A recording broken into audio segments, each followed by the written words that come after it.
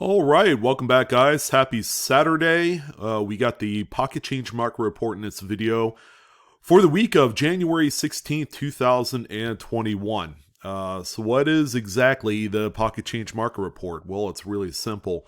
If you found it in your change or you cherry picked something really neat, whether it's an error or variety from like Coin Dealer stock or a coin show, or maybe you found something on eBay that caught your eye, and you picked it up and it turned out to be exactly what you thought it was, then this is the place to go. We talk about all of the neatest finds that are discovered out there every day in circulation, and for a good chunk of money, might I add. The best part about all this is that the coins featured in this video are all raw. All right, so how does that pertain to you? Well, it's real simple. You find the coin, you list it on eBay, and then you go ahead and reap the rewards of however much it sells for at the end of your auction. Or if you do a buy it now listing, you could do that as well if you had an amount of money that you had your heart set on. The big idea is you don't have to grade these coins. Why spend the $20 to $30 submission fees for a coin that has a value of, say, $25? It really doesn't make a whole lot of sense. And it kind of just fast tracks you to some easy cash. Now the coins, there are coins that sell for a few bucks, where you got to take into consideration the face value to how much money you make. Making $2 on a penny doesn't seem like a whole lot, but when you string together a number of sales, it really makes a huge difference. That penny that you only made $2 on, congratulations, that's 200 times face. If you look at it that way, then there's more of a profit type of outlook for you on it. A few other things I wanted to clear up. We do have on Monday night, as you guys know, we host a live coin Q&A, myself and our panel of distinguished coin people. We tackle some of your toughest coin questions. So I personally invite you guys to come check us out. Again, the channel is called Live Coin Q&A. And we are on every Monday night, 5:30 Pacific, 8:30 Eastern. It's a great time if you wanted to come around the round table of sorts and have a chat about your coins. We could do that. And if you have anything worth mentioning, go ahead and send us an email at info@livecoinqa.com. And that email again is info@livecoinqa.com. But aside from that, let's go ahead and get started with the most notable sales from the last 48 hours on eBay. Starting out with, again, I love kind of kicking off the show with some of these off-center errors. These are kind of like the creme de la creme of error coins out there. And the big key with error coins such as this off-center is that it exhibits a full date and mint mark. Those are the most desirable because you're able to identify the age, and that's what people want. People actually collect these by date. And the coins that matter with a mint mark are also important as well. This one right here, really nice condition coin. This one I would say is about 55% off center, and this coin sold for a nice $26.40. Not too bad. And you're going to see actually a number of these throughout this video. All right, so the next one that we have here is our highlight coin of the week. We have a 1996 P Washington quarter. At first glance, it doesn't look like a whole lot. It just looks like your run-of-the-mill pre-state quarter age coin that not a lot of people pay attention to anymore, given the fact that we've gone through a statehood quarter program and we've gone through a national park series of quarters, and then we're heading off to the next thing. These particular clad era coins from 65 to 98 have been long forgotten, but for the eagle eye collector or roll hunter, this is a coin to look out for. Now, again, you can't really see exactly anything going on with this coin, but under close magnification, this is what you see. You see a bunch of parallel striation marks that are raised on the coin.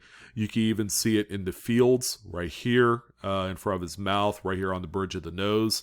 And then you also see some pretty nice strong ones here right under the eye area.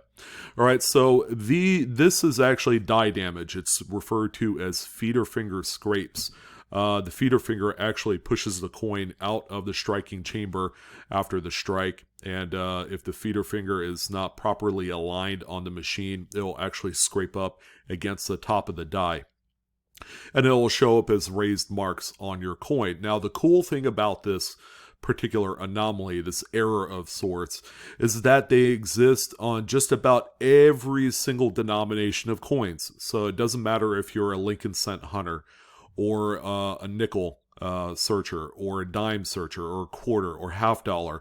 These exist out there, and they're not particularly rare, but when you do come across them, it's a nice little error, whether it's for your collection or if you wanted to flip it for a little bit of profit. Now, this coin right here sold for $6.50.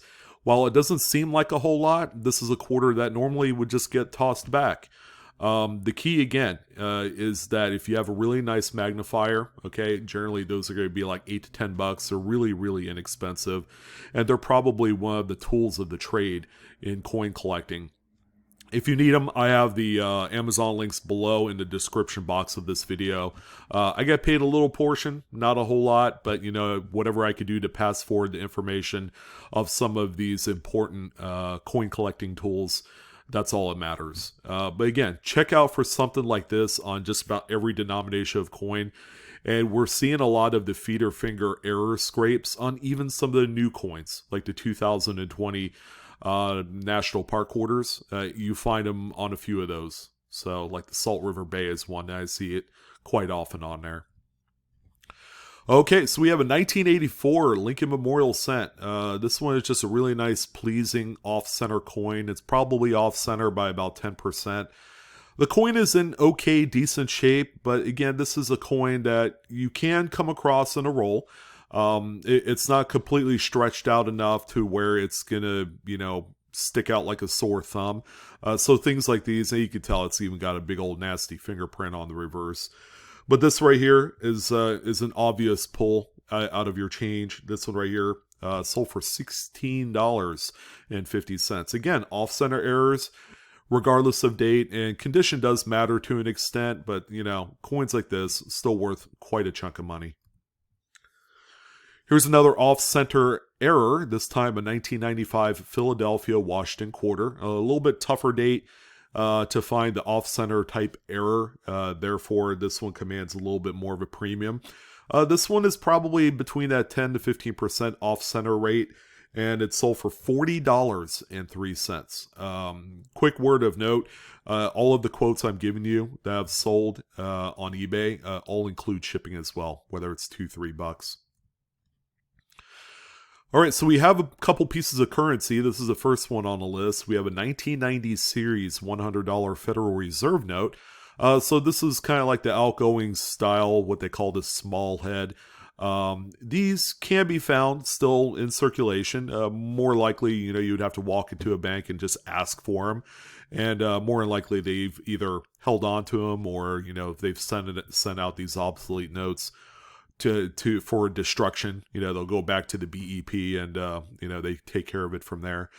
But this one right here is an obvious first print misalignment. The first print there being the black underprint that you see here. This is the first print of the note, or the sheet rather, as they're being produced. But the serial numbers and the district seals are all aligned perfectly on the face of the note.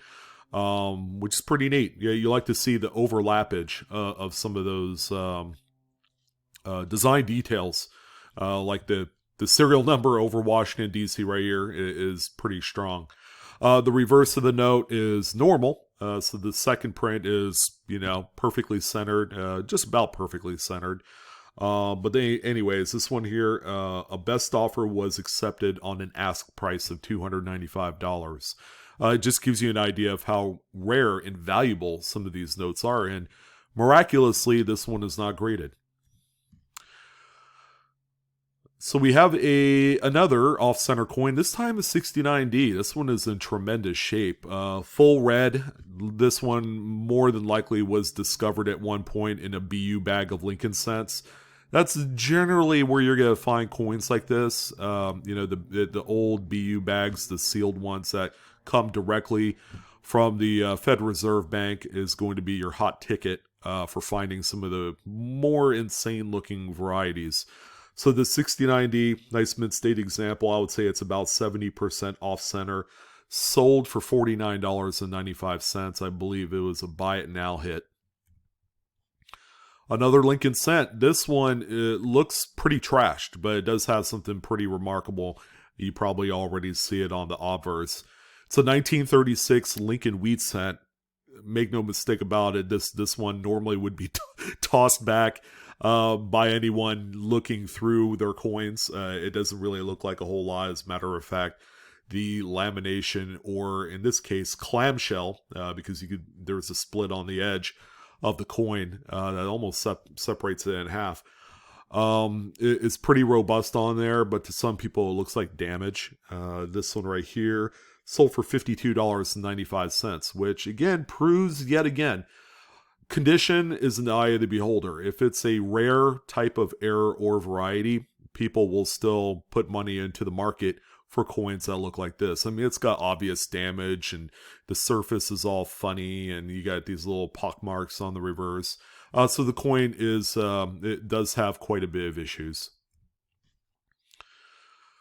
All right, so the national park hoarders, thank God, have had a number of various kind of neat things going on, okay? Whether it's your 2015 Homestead quarter double die reverses, there's a myriad of different die chips and cracks and all sorts of weird stuff going on throughout the series. I mean, we are coming to a close. We got the Tuskegee Airman that is officially hitting the ground as we speak. So that's the last, I guess, quarter in the National Park series. But don't overlook the Cumberland Island. Okay, it's got the big old bird on the back, 2018, and these are generally found on the Philadelphia struck coins. And what are we looking at? Well, there are different progressions of this die chip on the very tip of the wing. All right, I have a few examples of a full-blown die chip that is in pretty good size. I would say this is a little bit earlier progression here with a little chip. But people are actually doing okay selling these. I mean, it's not a ton of money. This one example did sell for $2.97, which just goes to show you that even things like this, as minor as they are, people still do want them. They want to collect a whole progression, you know, from when they just start out as a tiny little crack or a chip or whatever, and then they blow up into this full-blown, more terminal state. But yeah, these exist all up and down the National Park series, and they're all pretty neat. Now here's a state quarter with some circulation. This is a 2000p New Hampshire. I didn't even know what I was going to say there for a second. This is the good old man of the mountain reverse quarter. Hard to believe this coin is 21 years old. Oh man, it felt like just yesterday that the U.S. Mint started the statehood quarter program with great success. It did bring a lot of people back into the hobby. This one right here apparently is off center by about 5 to 7%, give or take.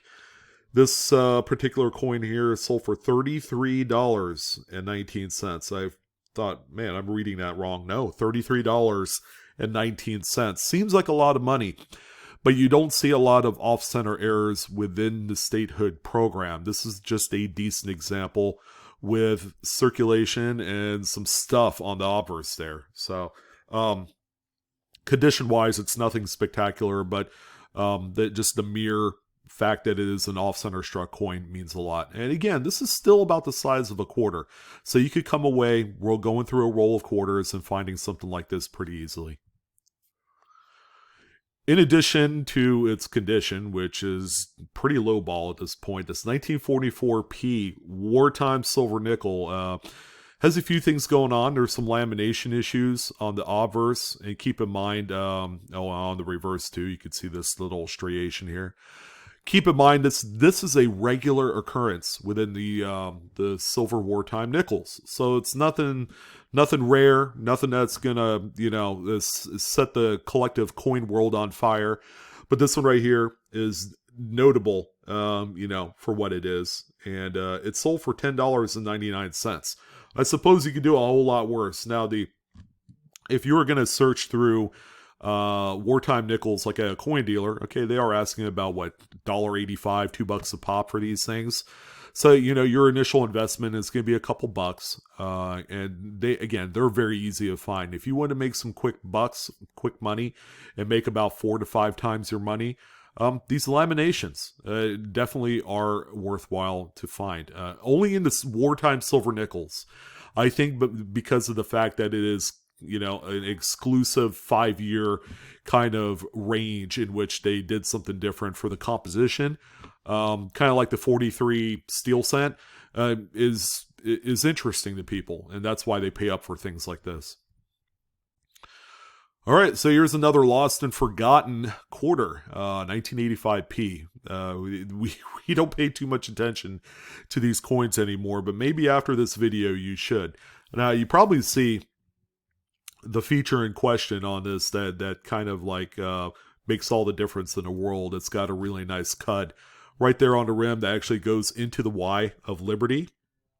This one is extremely low profile. Like, this one is pretty easy to miss. I've probably missed a few of these over the course of the last 25, 26 years in coin collecting and roll hunting. But it makes all the difference in the world. This one sold for $15.50. So here's a cool one. And these are still out there. This is just a testament to eagle-eyed searching and just having that determination that you will find something.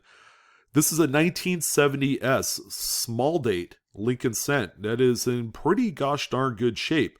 Now, without getting too close to the actual date, all right, this one right here has a few of the key featurettes that let you know that it is indeed the small date. First, the weakness in the word liberty. That's almost a given, all right? It's weakly struck. So this inner curl, the 9 here, is pointing right directly to the 7. Whereas on the large dates, the curl doesn't make this sharp turn. It actually comes down and points to the S mint mark. And then finally, the thing that probably trips most people up is the positioning of the 7. The top of the 7 is plumb with the 0, and so is the bottom of the 7 as well. Whereas on a large date, the 7 will appear to drop a little bit, so that way the bottom tail of the 7 right here will extend out a little bit further beyond the level of the 0. So those are just a few things to look out for. So this one, best offer was accepted under an original asking price of $45. I would imagine maybe $35-$40 was the winning bid on this one. Now here's something you don't see every day, especially ungraded. We have an 1895 Indian head cent that is apparently off center, probably by about 20%. Again, just a really pleasing overall error, very, very desirable. I can't believe that I missed out on this because it sold for a nice chunk of money, but I think that if it were in a graded third-party holder, that it would probably sell for double. Off-center coins going into the 1800s have always been desirable. This is another big one, and it is such high grade. It looks like to be about XF45. You have 4 diamonds on the ribbon there on Liberty's headdress. Full Liberty with very little weakness on there. Not really a whole lot to say. I mean, there's a couple little nicks here, but this will street grade if it went to a PCGS or something. Sold for $129, which is a bargain for something like this. All right, for you guys that like to search through just good old cheap currency, silver certificates are definitely a thing. These can be had for about $1.50 to $2.50. The lower end, kind of like more of the bulk deal. But there's a lot of things to look out for in these $1 silver certs from 35 and 57 series. So this one right here looks pretty normal up front. The serial number is not fancy or anything like that. No errors to speak of. However, on the back of the note, you have a pretty sizable second print misalignment. The margin is very razor thin. It might even cut into that little inner line right there, or outer line, by a little bit. But this is cool. Okay, again, the note has circulated a good deal during its time, when it was being used. So this one right here sold for $49.95, which is a huge amount of money considering that the note was probably originally purchased for a few bucks, but this is just an incredible rip. Here's another piece of currency, this time on a 1977 $1 bill. Again, keep an eye out for stuff like this. Something like this would fall through the cracks pretty easily among searchers, but we have an apparent misaligned third print, all right, and that's the serial numbers and district seals, and then the four district numbers, the fives here. Again, you have some pretty nice overlap between the third print and the first print, which is what you want to see for this error type. The back of the note is completely normal. And just looking at the note, this note has circulated quite a bit. So these exist out there. You just have to go through some notes and see what you can find. But there are other anomalies like over-inking and, other misaligned type of deals that do exist out there. This note here sold for $66.05. Easy money, guys. All right, so I am a fan of cherry picking through world coins. World coins, in a nutshell, is an affordable way to get into coin collecting. You could literally pick up probably a 50-pound bag of this stuff for about $100. It's that cheap. But the possibilities, guys, is endless. Now, the coins, at first glance, sell for a little bit less money compared to their US counterparts. However, if you find some of the right errors, there's even a ton of varieties. I can't even get into South American coinage or coins from like India and those regions of the world where there was a lot of doubling, like really robust doubling. Central America, South America, man, quality just did not exist, as recently as about 50 years ago. And these particular areas of the world are ripe for cherry picking. So if you enjoy going through just a massive amount of coins and you like to get under the magnifier and look for stuff, this is exactly your wheelhouse. Now, the coin that we have here is just a good old run-of-the-mill 1976 Philippines 1 peso. I am half Filipino, so I have probably, I couldn't even imagine how much Philippines coinage I have in inventory, but this coin is something that obviously can be found. It's off-center by about maybe 5-10% at the most, but Philippines coinage has a very dedicated collector base. This particular coin right here is sold for $51.66. It doesn't sound like a whole lot because it's a base metal, but man, really, really cool error to find.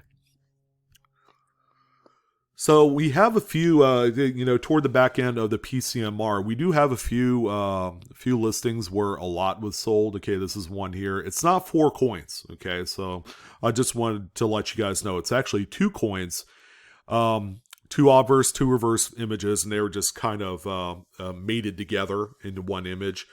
But as you can see here, we have a couple uncentered broad strikes from what it looks like. This one obviously is a broad strike. This one might be off center because you can see the absence of the rim. This one has a full rim. At this particular stage, they look very minimal. But we have a couple coins here that are just amazing, and they're in pretty nice shape. As a pair, they sold for $30, which is a pretty good deal if you're into this sort of thing. Statehood quarter errors have a place in collectorhood. All right, if you're going through some of those earlier liquid wheat cents, I know I've got bushels of these things. Take a look for, lamination errors. They're kind of like bottom of the barrel in the error world, but, they still command enough attention, and depending on how radical enough they are, can sell for a nice little pocket of money. This particular one in 1945 sold for $18.50. I thought I've seen everything. But this one right here it's not rare. Laminations are not rare in these older coins. But this one right here is right in the fields in front of Lincoln. And I don't know, it's just pretty neat. And, the amount of money it sold for shows. So this one here can stump a lot of people. I'm actually on the fence of what this is. It's a no-date Denver struck Kennedy half dollar. Now, it's either going to be one of three things. It's either going to be a die adjustment strike, which is what the seller was promoting as, and it could very well be. The only thing that is making me think otherwise is that it has a full rim on it. Whereas on a die adjustment strike, you're going to usually see a lot of weakness on the rim area. Number two, it can either be struck through a copious amount of grease that was on both the obverse and reverse dies. Like they just slather it on like butter or cream cheese rather. And this is probably either the first or second coin struck with a newly pressed amount of grease on there. Or number three, we're talking about a coin with a lot of circulation wear. So whatever you think it might be, it could be one of those three. I'll let you guys reserve your guesses. This particular coin right here, no date Kennedy, sold for $40.05. I don't know if that's a very wise type of bid for this coin or if it's like a tremendous mistake. I really don't know. Because there are certain errors where it can appear to look like a strike through, or it can appear to look like a die adjustment strike, or just heavy circulation wear. I'm really on the fence of this one, but I wanted to at least bring it up to let you guys know that things like this do exist out there in your roll hunts. The heartbreaker of the video has got to be this one. So this seller sold 2 error coins in one lot, and I think they really shortchanged themselves, no pun intended, by listing this as a 2-coin set. So we have 2 obvious errors. Okay, we have a 1980 something. The pictures are not that great. They're way out of focus. But you can see that cut die break right on the top of Jefferson's crown. And you also have another 2000 Philadelphia nickel that is off center, or maybe more appropriately a broad strike. I don't know. But it's probably like 10-12% off center. But this pairing right here sold for $13.25. That's heartbreaking because you could easily sell the off center nickel for about that much. The Cud is a coin on its own with good pictures that sells for like $25 to $30. Cud die breaks are very, very well collected. And this one right here is not a small cut. This is actually a right good size, as you can see here. $13 is very cheap, guys. If you're going to sell these things, isolate the coins individually, and don't forget to clean your lens on your device, whether you're using like your iPhone camera or you're using a standard 35mm or a digital SLR or whatever the case may be. Make sure your lens is clean, because I feel like that maybe the lens on this had a little bit of a fingerprint or some sort of fog on it. It's hard to say. But yeah, this is the heartbreaker of the week here. All right, so this is cool. And this is a really, really off-center Roosevelt dime. It's probably like 85%, if I had to guess. 1979, Philadelphia. The date on there because it's still on there. Just perfectly placed off-center struck coin. This one sold for $47. Simply incredible. And we can't get through a PCMR without at least talking about one notable double to die. So we got to talk about this 83 because, first of all, I cannot believe this thing is not in a graded holder yet. This coin right here exhibits some of the strongest doubling. 1983p DDR is just incredible. I mean, look at this. It's hard to mistake the coin. Now, the coin looks like it'll grade like maybe Mint-State 65 red. The only thing that I'm personally not fond of, the coin is incredibly clean. The thing I'm not fond of is the carbon spot here, which kind of detracts from the overall quality of the coin. And as we know, carbon spots tend to grow, over time. This coin sold for $310.94 after a good number of dozen of bids. But again, this is a very important coin to look for if you are hunting through your rolls and change. And then finally, we're going to end it off on the coin that most people don't know what the heck it is. We have a 2002p Kennedy half dollar. And sorry, I got a neighbor that has their leaf blower going, in case you're wondering what that is. But we have a 2002 Kennedy with what they call is a collar cud. You can see this gob of goo right here, which is actually a cud that is on the collar or the reading of the coin. Now, the dies are subjected to wear and tear, and so is the collar. The collar can crack. They can be missing pieces and all that stuff. It's not immune to wear and tear. This coin here sold for $25, which probably is a bargain. And I kind of wish that the seller would have taken a really nice crisp photo of the edge with that collar cut. I think you guys would appreciate something like that a lot more. But what do you guys think? That was a pretty nice pocket change market report. A lot of great stuff to look for. Some really, really, notable coins, along with some coins that maybe you guys didn't know existed. I'm your host, Sean, with Blue Ridge Silverhound. I want to thank you guys for watching. Don't forget to like, share, subscribe, hit that good old bell for instant notifications. And as always, Coinaholics, we are discovering together every single day. So I wish you guys the best of luck in your hunts this weekend and the foreseeable future. And I will see you on the next coin video. You guys take care now.